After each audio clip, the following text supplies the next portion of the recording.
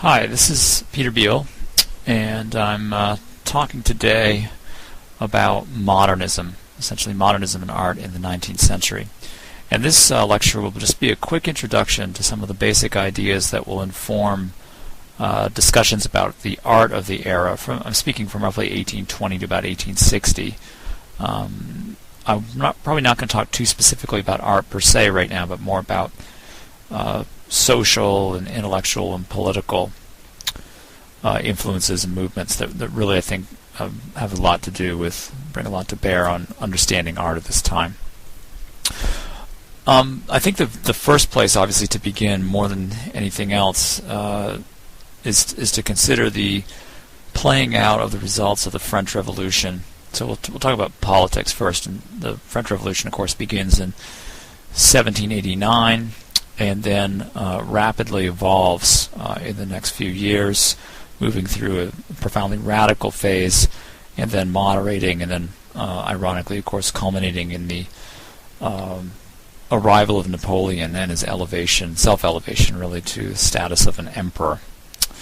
After the fall of Napoleon in 1815, we have a restoration of the French monarchy, and that meets with varying degrees of success. I think that that's an important point to bring up. As we move into the 19th century, increasingly the idea of the divine right monarch is obsolete and will be ousted either through a gradual or abrupt process. It could be political revolution, it could be just a gradual phasing out over time in favor of a more parliamentary or representative form of government. But there's little doubt that by, say, about 1850, the idea of a king is a pretty much a passé concept, except in the sense of more or less of a figurehead.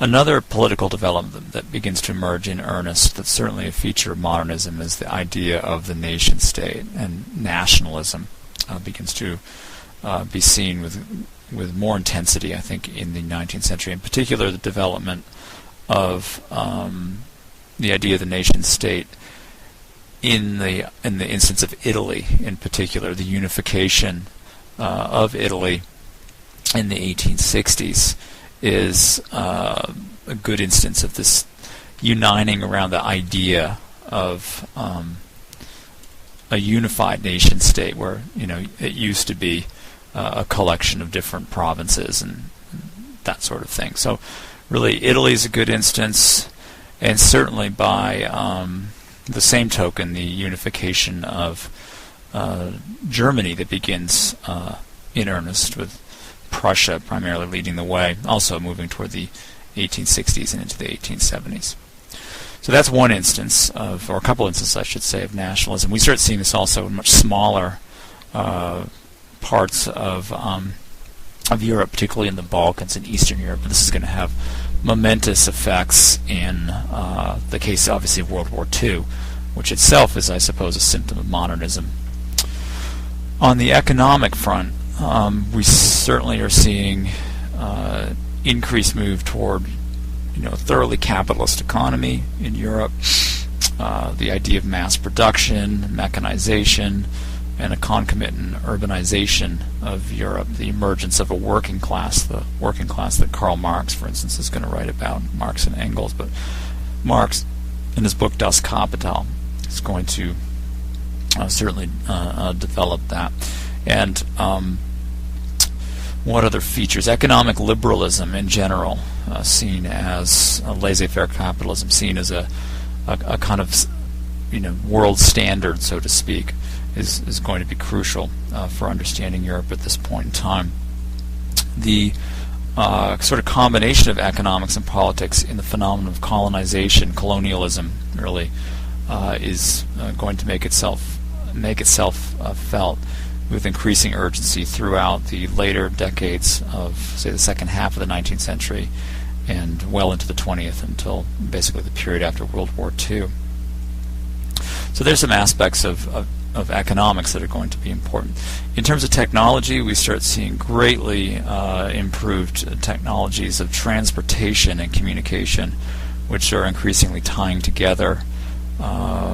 It could be, say, a great city such as Paris or Berlin or what have you, It can also be a country itself. You certainly argue that the destinies of North America, Europe, that this is greatly altered, and these destinies are greatly altered by the emergence of rail networks, for instance. By the middle of the 19th century, the technology of the telegraph providing instantaneous communication across wide spaces of distance is going to be pretty important, certainly in terms of spreading news, creating a sense of again, I guess a single social identity or a notion of political unity is certainly important. And so, for instance, if we think about the transatlantic telegraph cable, which is made in roughly about this time of the Civil War in the 1860s, again, it's a kind of literal uniting of two continents in the same sense of the Italian Risorgimento. You start seeing these kinds of confluences in terms of technology. The development of, or emphasis on steel production, which begins in earnest in the 19th century, the likes of Andrew Carnegie and so on, makes possible a new mode of construction, not just in terms of railroads, which is obviously vital for, but also structures such as, say, the Eiffel Tower, a good example of we're talking about this. Although I don't think it's actually made of steel itself, the idea of metal construction becomes more and more typical. So there's some aspects of technological advancements. It's very, very short. If we move into the 20th century, for instance, the early 20th century saw the emergence of the automobile, the widespread adoption of electricity, electric lights, the moving picture. I suppose another technology of modernism that's vitally important, particularly for the visual arts, is going to be the camera. So the photographic camera is going to be huge. We'll think about that in another lecture. Another important phenomenon when we talk about modernism, probably the most one really, is what we might term as mindset, or the intellectual climate. And this is dominated by several very, very important authors and thinkers, and obviously books produced by them. One of the most important is certainly going to be Marxism. Karl Marx, who emerges from a very turbulent political climate in Germany, initially with Friedrich Engels, writes the Communist Manifesto of 1848, which the year 1848 was a very tumultuous one in European politics. A great deal of revolution is seen really all across Europe, and all across Europe. So 1848 in the Communist Manifesto, basically what we're seeing here is an argument for history from the perspective of economic materialism, that essentially people's social and economic circumstances dictate the kinds of lives they lead, the ideas they have. Marx is ultimately arguing that capitalism, which is emerging as this dominant economic system in Europe, is ultimately doomed because of its own inherent contradictions. And he argues essentially for a vision of history that is going to culminate in the elevation of the working classes of Europe. They will ultimately own the means of production, and a new era essentially in history will be inaugurated. And this proves to be a very, very powerful force in Europe. It certainly rattles in a significant sense that liberal economic consensus toward laissez-faire capitalism, and introduces a set of political ideas and movements that prove very contentious, obviously culminating in the most spectacular form in Europe, and let's just say extreme Eastern Europe, in the revolution in Russia that begins in earnest in 1917. So Marxism essentially posits that we're heavily influenced by economic and social determinants, and not necessarily, we don't necessarily have the kinds of individual or spiritual selves. They don't necessarily matter quite as much as we might like to assume. Also undermining that traditional sense of self is the work of Charles Darwin, and his 1859 book on the origin of species argues for a very different vehicle of, I guess we describe it as, development, biological development, laying out in essence the principles of evolution, basically arguing that the way that organisms have emerged in their current form is through a process of natural selection. And this is relatively arbitrary, and again, in a sense, echoing Marx, conditioned by environment rather than through the intervention of divine forces. So Marx really and Darwin together caused people to closely examine a lot of widely held assumptions about essentially about the way that the world works. This worked in a number of directions, especially popularizers of Darwin, in a sense echoing Marx, I suppose, arguing for something that we might loosely describe as social Darwinism, the idea that there's a justification, for instance, for certain peoples or even races. Race emerges as a category, certainly in this era of modernism.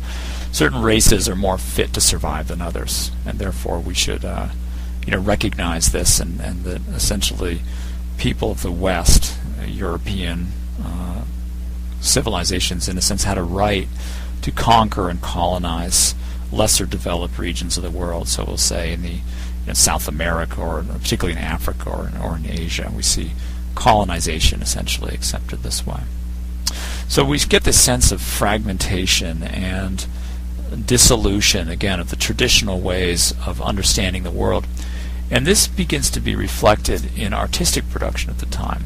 And the sense of the contemporary, the sense of, in a way, the transience of much that was regarded as eternal is, I think, an important aspect of modernism. We focus essentially on our own time rather than respecting necessarily the traditions of the past.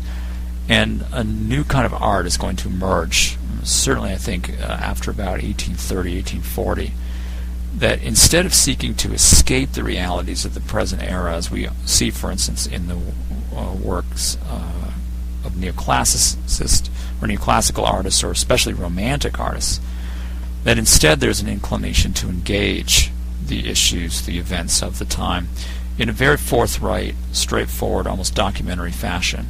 And this is a mode of art that we'll recognize as realism.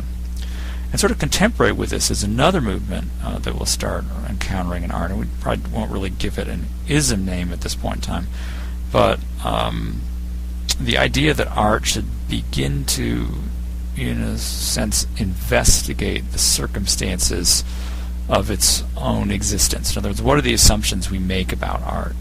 What are the ways in which the widely held values about, aesthetic